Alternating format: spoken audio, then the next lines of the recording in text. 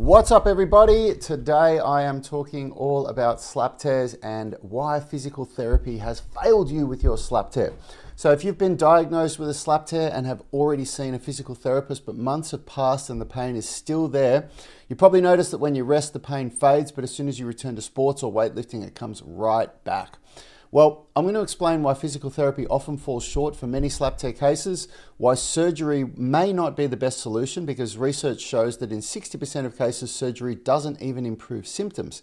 And most importantly, what you can do to finally find relief and get back to your active lifestyle. Now, if you're watching live, please say hello because I don't have my brother with me today. He's returned from a vacation and he's still really jet lagged, so Yanni's not with me today.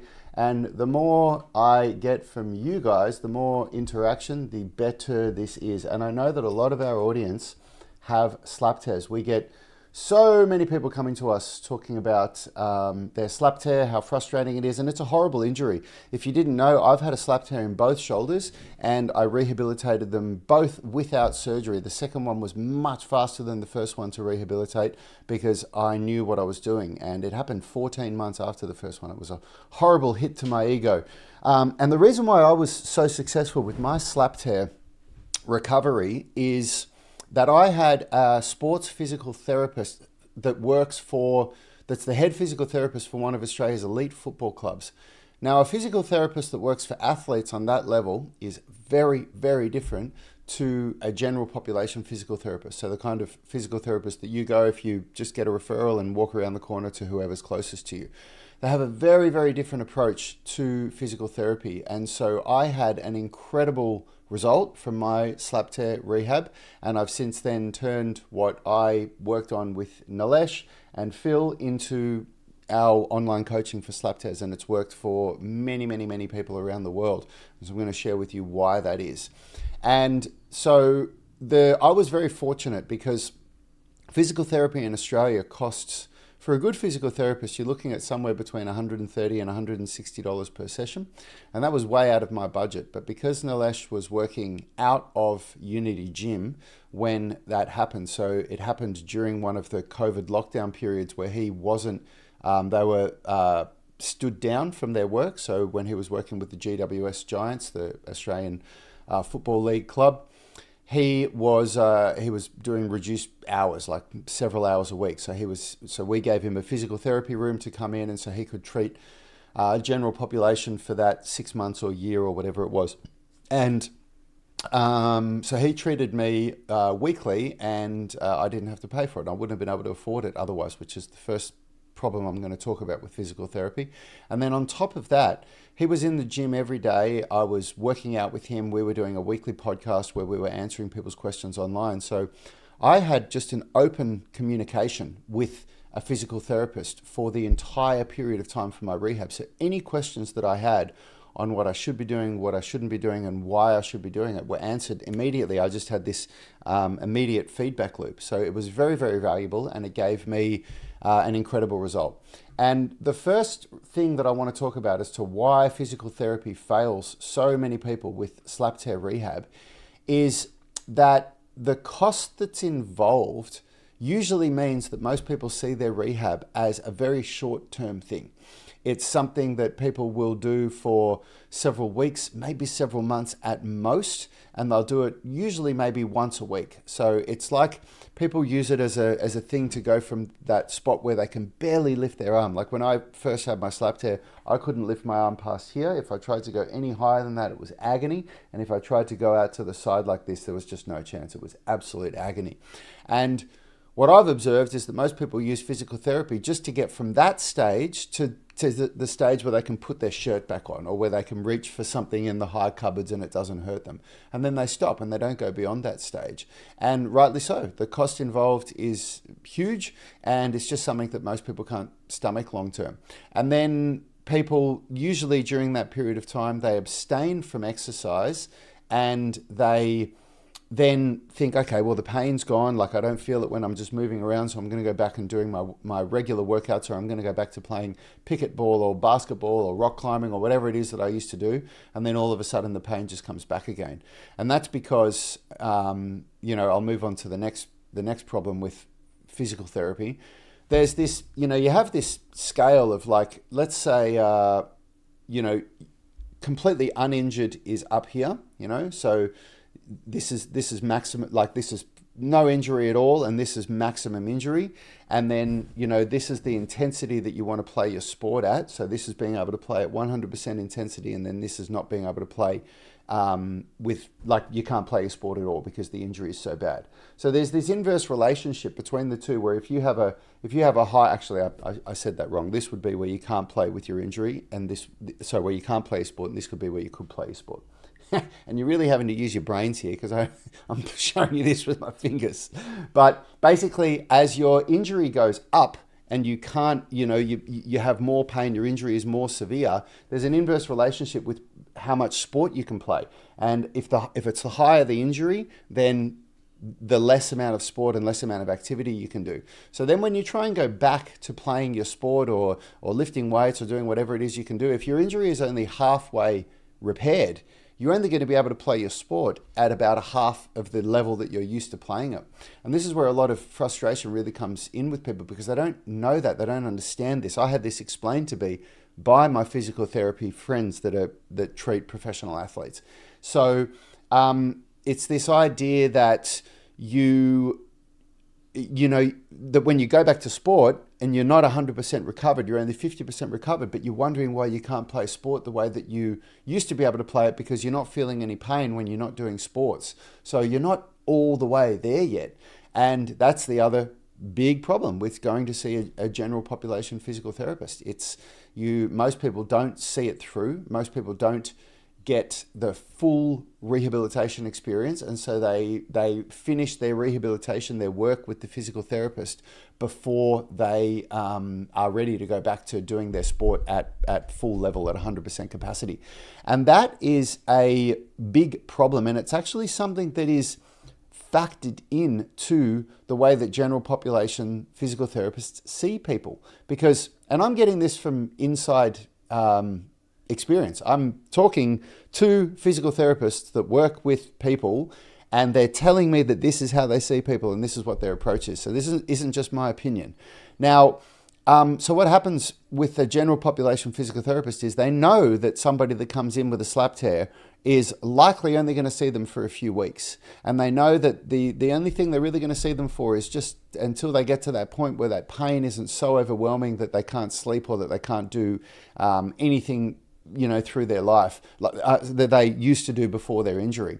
And so they have an approach that is just get them going as best as I can, but also to try to keep them coming back as much as possible. Because if you think about it, physical therapy, like any business, it's a business, and they need to make money. So they need their patients to be coming back so that they can keep the doors open.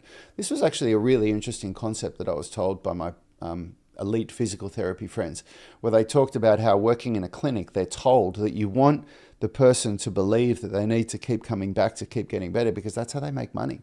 Whereas a sports physical therapist that works for an elite football club, they're on a wage. They don't get paid more for the more that they see their team members. In fact, it's quite the opposite. They'll lose their job if they have to keep seeing the athletes that they work with all the time.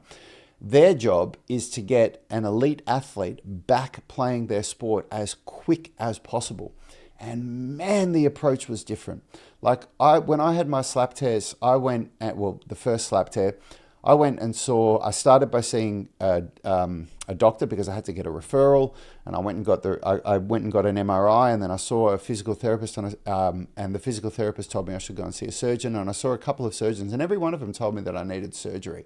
And I know enough about surgery to at least know that surgery is irreversible, that you can't undo it. So if you go down that route of getting surgery, that's it. You can never say, you know what, this surgery didn't work for me, I want to undo it. Too bad. You've had it done, and it's going to be with you forever. So so I was fortunate enough that I reached out to my friends who were physical therapists. On my first slap tear, I reached out to one of my friends, Leroy. This was before Nilesh was working at Unity Gym, and he only sees professional athletes. But because he's a friend of mine, and because we'd been working with him for 20 years. He made an exception to see me, and the way that he treated me was just so different to the physical therapists and the surgeons that I'd seen. He said, no, you don't need to get surgery. You've got to do X, Y, and Z, and I'll talk you through in a minute what worked so well for me. I'll get there. He said, you need to do X, Y, and Z, and you need to do these exercises, and you need to do it like this. And because I'm a personal trainer and I know how to do exercises well, and I know how to write programs, and I'm probably a lot more motivated than the average person, I did exactly what he told me to do. And I was only seeing him at that stage once a week. But then when the second slap tear happened, that's when Nilesh was working at the gym, and Nilesh is another physical therapist for the same football club, and he saw me weekly and so on and so forth. So it's a really different approach. I've seen the exercises that a general population physical therapist gives to people with slap tears, and I've also got now more Google reviews than I can count of people who have had a story of where they had a slap tear, they've seen doctors, they've seen surgeons, they've seen physical therapists for years, didn't get better, and they started working with us online, doing the programs that I give them, and within 28 days, within 4 weeks, they had a better result than with years of working with these physical therapists. So I know that this stuff works, not just for me, it works for anyone. And Mr. Green has just commented saying you're doing the exercises and you're getting worse. Which exercises are you doing? What exercises are you referring to? What's making you worse? Where are you getting these exercises from? So here's what, so I've framed now why I believe physical therapy has failed you. It is because, in a nutshell, you couldn't afford to do it long term. I think physical therapy and personal training is a completely broken model. My brother Yanni and I, when we were at Unity Gym, we used to do personal training there. And we were charging $150 per session for people. And the people that were paying for personal training didn't get as good a result as the people that were doing our group training, where they were paying $70 or $80 a week to do as many sessions as they wanted. And it was doing our head in. For years, we were trying to figure out, why are these people getting better results doing group training? Because they're working in a group with 20 people and only one of us, and this person's working with us directly and they're not getting as good a result. And what we realized over years of observing this and banging our head against the wall and trying to figure it out was there were several reasons. Number one is that the personal training clients, they could never afford to see us more than 2 or 3 times a week. It was very rare that somebody could even afford to do 3 personal training sessions a week. So the people that were doing the group training, they were working with us more consistently, and they had that accountability throughout the week. So they were coming Monday to Friday and doing their workouts. Number two is that the personal training clients couldn't afford to do it long term. Most people that did personal training in our decades of working with clients usually saw it as a short-term solution. They were like, I'm going to do personal training for 3 months and I want to get back on track, and then once I've got momentum, I'll go on my own.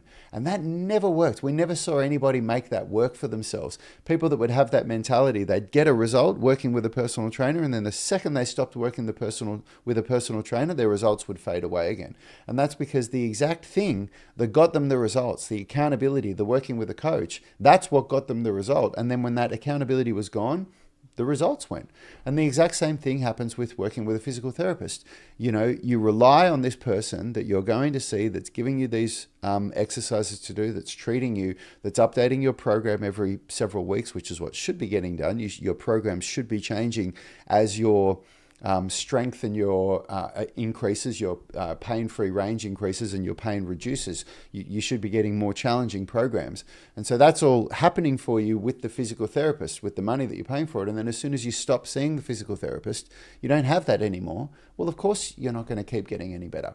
And so we learned years ago that that model of charging top dollar for one-to-one coaching is a broken model, because the truth is that to get the results that anybody wants, if you want to fix your slap tear, it takes longer than 4 weeks or 12 weeks to completely fix.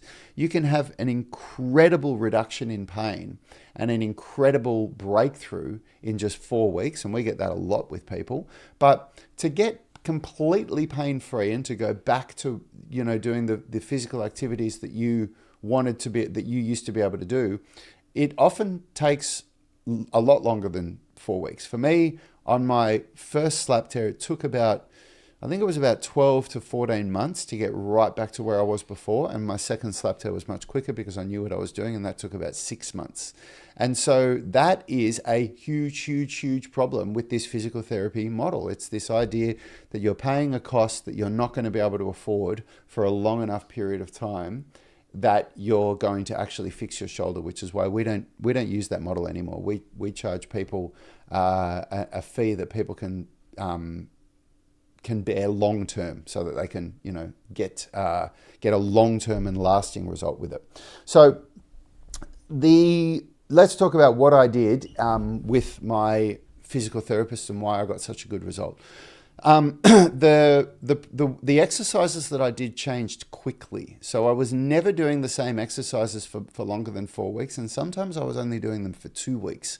And the reason why that is because what the idea with a slap tear is that you strengthen your pain-free range, and then once that pain-free range increases, you then start doing new exercises, new rep ranges, new weights to challenge that new range of motion. So you're always working at the edge of what your capabilities are. So you're always working at a range where you feel like, oh, if I go a bit further than this, it's going to be too painful. But at first, that's where your hand is like just out in front of you like this. And then shortly after that, it's where your hand's a bit higher. And then your hand's up here, and then up here and up here. And then your hand's back here. And eventually you're able to do all of the stuff that you used to be able to do before your slap tear. So the slap tear rehab starts with scapular stabilization and rotator cuff activation work. So what happens when you do this is it's funny, working with my friends, the physical therapists, the way that they talk. In my experience, the more the greater the knowledge of a coach, the more experience, the greater their accolades, the more simplistic the terminology they use for you is. So when I've worked with, say, physical therapists and coaches that aren't that experienced, they're telling you, oh, we're going to train the supraspinatus in external rotation, and we're going to be training the subscapularis, and they're giving you all this terminology that even when you understand what it is, you have to use a lot of brain power to try to commute.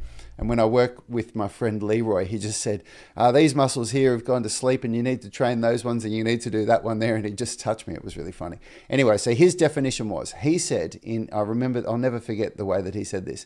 He said, your scapular stabilizers and your rotator cuff have forgotten how to do their job properly.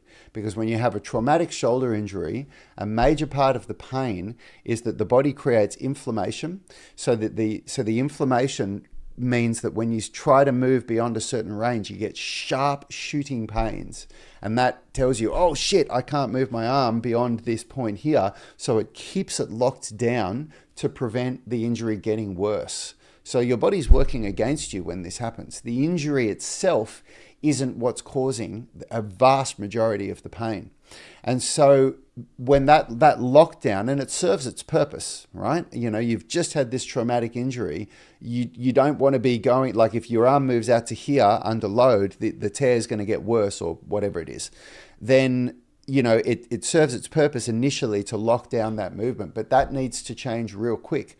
And so what happens is during that lockdown phase where your arm's not moving at all, your scapular stabilizers, so the muscles that control scapular stabilization, so that's the shoulder blade at the back there, that moves in a certain way when you abduct your arm and when you flex your shoulders, it starts moving with dysfunction.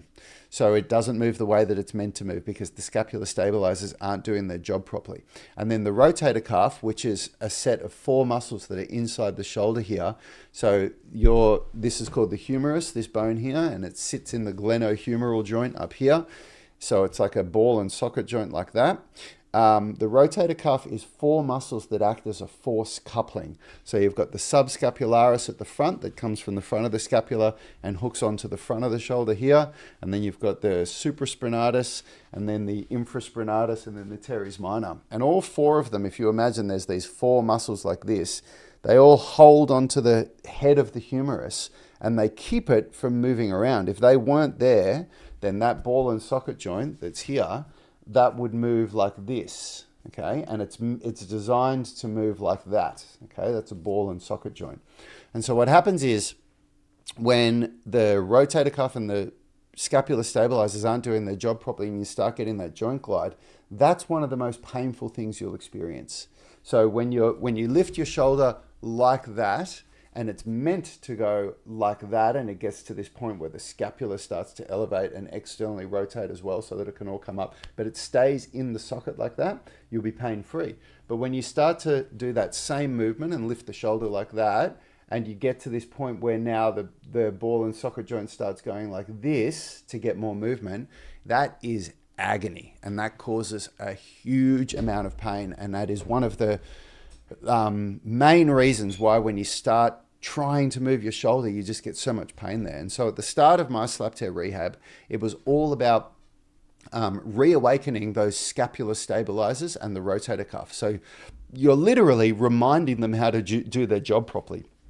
So you're rebuilding the neuromuscular connection, which is the connection between your brain and the muscles. So brain, nervous system, motor units, and the signal goes through the nervous system to tell the motor units to contract the muscles. That's called the neuromuscular connection, and that has become weakened. So it's like, I like this analogy. It's like when you turn a hose on and the water doesn't come out and it's trickling at the end because there's a kink in the hose. We're basically getting rid of that kink so that the signal that comes from the brain is getting to where it needs to go, because when that neuromuscular connection's weak, the brain's going, let's do this, but the signal just isn't getting there. It's not working properly. And that happens pretty quickly if you do the right things. You will start to fire those muscles up again quickly, but that process,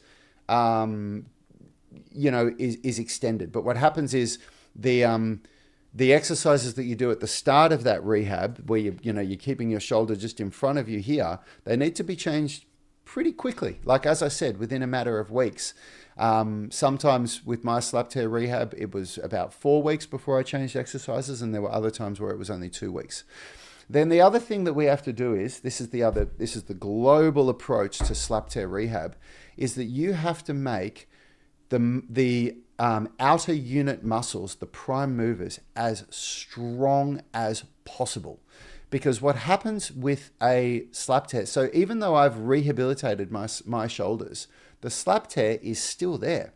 If I got an MRI, the MRI still shows a slap tear in both my shoulders. But what's happened is that my body has learned to use the shoulders properly, despite the slap tear. And so a part of that is that we have to strengthen the outer unit. So I've talked about the inner unit, the scapular stabilizers and the rotator cuff. So the outer unit are the prime movers. And when you look at the prime movers for the shoulder, we're talking the pecs, the deltoids, the lats, the biceps and triceps. So the biceps and triceps actually cross the shoulder joint. They're both involved in shoulder movement as well. And so it's this global approach to rehab, because for me, what I had to do is I had very weak shoulders when I did my slap tears, and that's why I did them, because I was trying to pursue calisthenics movements that I just wasn't ready for. And when I was learning calisthenics in my earlier years, I just didn't appreciate how much raw strength and muscle mass mattered for calisthenics. And the truth is, if you have had a slap tear, you weren't strong enough for whatever it is that you were doing when you got that slap tear. It's as simple as that. If you were strong enough for it, you wouldn't have had that slap tear. So, and a slap tear can be a chronic injury, or it can be an acute injury. And in my case, it was an acute injury, which means that it happened in one instance. I did something and it tore, and bang, there it was. So when you have to start looking at this approach of strengthening the prime movers as a global approach, you have to look at the range of motion that you can train without pain. So when I started with my slap tear rehab, I was doing exercises where I was only taking my shoulders through this range of motion, because if I tried to bring my arms back here too far, that was way too painful. And if I tried to lift my arms any higher than that, that was too painful. Even just going to there at the start, like when I was getting to that end range, it was causing me a lot of pain. But then what happens is that pain-free range increases, and all of a sudden you think, oh, I can go a little bit higher, and then you need to progress your program. And so again, going back to the title of this video, why physical therapy didn't work for your slap tears, is I would bet a lot on that. I think that you didn't do it long enough, that the physical therapist was able to progress your program far enough, like I'm talking about, where, you know, every several weeks you're progressing what you're doing to reflect your body's adaptation, because that's what happens. You adapt to whatever you're doing, and that's the idea of exercise. Exercise, all strength training, is designed to challenge your body and to make it go, oh my God, this is hard for me. And then it adapts to that challenge. It gets stronger, it grows more muscle. And then you have to increase what the challenge is. So you can't just keep doing the same challenge. This is why people plateau in their training. It's one of the biggest misunderstandings of how you get stronger and how you build muscle and how you adapt to exercises. People do a workout routine, and anything that you do when you start, you're going to adapt to because you haven't been doing it before. And they get a little bit of a result, and then they wonder why continually doing the same thing isn't producing the same result anymore. That's just not how it works. You have to keep progressing your program and progressing what you're doing to do more. And there's several variables that you change with the program. So you can change the exercise selection, you can change the amount of weight you lift, you can change the tempo of the exercises, you can change the rest between exercise selection. So there's rest between exercises, and you can also change overload techniques. And so you wouldn't have been doing that with your physical therapist for long enough. The other reason why I believe that physical therapy wasn't effective for you is that you were working with a physical therapist that doesn't understand athletes. And they are used to working with general population people. And when they work with general population people, they're working with people that are far less committed than you and I are. They're not people that are really passionate about sport. They're not people that can't live their life without playing the sport that they want to do and without getting back to it. And they're happy to just be able to go from that point where they can barely lift their arm here and they can't sleep, to being able to put their shirt on and go through their day and go to work and be relatively pain-free. And so that's what their goal is, to work with them. And so, yeah, those reasons are things that I've observed multiple times with people. And then when people come and start working with me online, those same people, they get incredible results in a very short amount of time. And I'm proud to say that if you don't, I'm going to do a shameless plug here, but if you doubt what I'm saying, go and read our Google reviews. Go to Google, type in Unity Gym and click on the newest tab, and probably every fifth review in the past 6 to 12 months has been someone with a slap tear who has a similar story to what I'm saying. They just cannot believe that this has worked for them doing online coaching when working with a physical therapist, doctors and surgeons face-to-face just did nothing for them. So go and check it out. And if you want to know more, if you want to get started and you want to go deeper than this, than what I've talked about here, get the Slap Tear Rehab Blueprint. It's completely free. There's a link in the description of this video. It's just unitygym.com/slap tear blueprint. And if you want to start working with me with online personal training so that I can design a custom program for you, it's only $1.75 US a day. You heard that right. It's $1.75 US a day, and I will create a custom program for you and provide one-to-one coaching via video review within our coaching app. If you've got a slap tear and physical therapy has failed you, I would highly recommend that you try it because it will change your life. And thank you so much for watching, everybody. I'll see you next week. Have a great day.